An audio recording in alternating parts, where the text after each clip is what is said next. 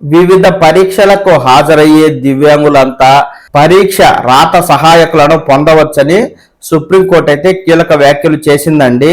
ప్రామాణికంగా ఉన్న 40% వైకల్యం ఉన్న ధృవీకరణ పత్రం పొందిన వారికి మాత్రమే ఇప్పటి వరకు రాత పరీక్ష రాసే సమయంలో సహాయకులను కోరే అర్హత అయితే ఉంది. ఈ నిబంధనను తొలగిస్తూ జస్టిస్ జె పార్దివాలా గారు, జస్టిస్ ఆర్ మహదేవుల ధర్మాసనం సోమవారం కీలక తీర్పునైతే ఇచ్చింది. ప్రామాణిక వైకల్యంతో సంబంధం లేకుండా పరీక్షలకు దరఖాస్తు చేసుకున్న దివ్యాంగులందరికీ రాత సహాయకులను సమకూర్చాలని కేంద్రానికి స్పష్టం చేసింది. కేంద్రం 2022 ఆగస్టు 10న జారీ చేసిన అంతర్గత ఉత్తర్వులను పునః పరిశీలించి దివ్యాంగులపై విధించిన ఆంక్షలను తొలగించడంతో పాటు వైకల్యం నిబంధనలను సహేతుకంగా సడలించాలని ధర్మాసనం అయితే తెలిపింది.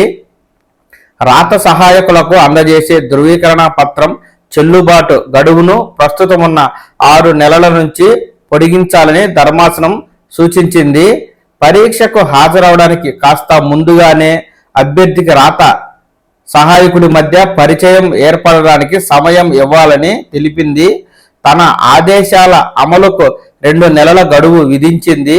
బ్యాంకు ఉద్యోగుల నియామక పరీక్ష రాసేందుకు సహాయకుడిని సమకూర్చాలని కోరుతూ గుల్హన్ కుమార్ దాఖలు చేసిన ప్రజా ప్రయోజన పిటిషన్పై సుప్రీంకోర్టు ఈ తీర్పు అయితే వెలువరించి ఈ మేరకు దివ్యాంగులకైతే గుడ్ న్యూస్ చెప్పిందండి.